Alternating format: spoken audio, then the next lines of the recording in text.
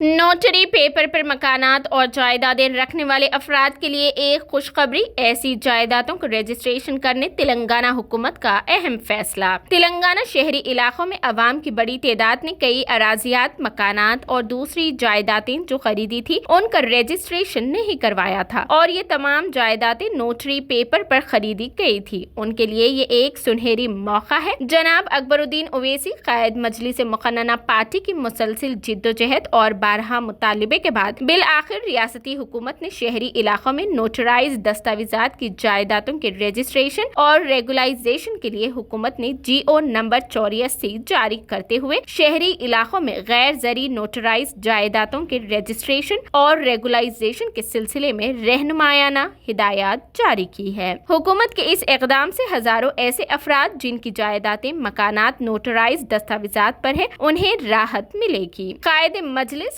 گزشتہ کئی سالوں سے چیف منسٹر اور حکومت کو متوجہ کر رہے تھے کہ رجسٹریشن ڈپارٹمنٹ کے نئے نظام سے ان افراد کو دشواریاں ہو رہی ہیں جن کی جائیدادیں نوٹرائز دستاویزات پر ہے۔ نوٹرائز دستاویزات جن کے پاس ہے ان کی جائیدادوں کا رجسٹریشن مکمل طور پر روک دیا گیا تھا۔ آج حکومت کے محکمہ ریونیو رجسٹریشن ڈپارٹمنٹ نے GO جاری کیا ہے، جس کے مطابق commissioner inspector general registration stamps کو ہدایت دی گئی ہے کہ وہ ایک درخواست فارم تیار کرے اور درخواست گزار کی تفصیلات کے ساتھ یہ فارم می سیوا سینٹرز پر جمع کیا جائے۔ درخواست گزار کو جائیداد کے نوٹرائز دستاویزات کے علاوہ لنک ڈاکیومنٹ، پراپرٹی ٹیکس کی رسید، الیکٹریسٹی اور آبرسانی کا بل اور دیگر دستیاب دستاویزات کی زیروکس بھی جمع کرانا ہوگا۔ می سیوا کے مراکز پر جو دستاویزات حاصل ہوگی اسے تنقیح کے لیے یعنی جانچ کے لیے متعلقہ ضلع کلیکٹرز کو بھیجا جائے گا۔ کلیکٹرز کی جانب سے دو چیزوں کا جائزہ لینے کے بعد اسٹامپ ڈیوٹی چارجز وصول کرتے ہوئے جائیدادوں کو رجسٹر کیا جائے گا۔ 125 مربع گز سے زیادہ اراضی پر تعمیر کیے گئے مکان کے رجسٹریشن کے لیے اسٹامپ ڈیوٹی کے ساتھ جرمانہ بھی ادا کرنا ہوگا۔ جو بھی جائیدادیں 125 گز سے زیادہ کی ہوں گی ان پر جو موجودہ اسٹامپ ڈیوٹی کی شرح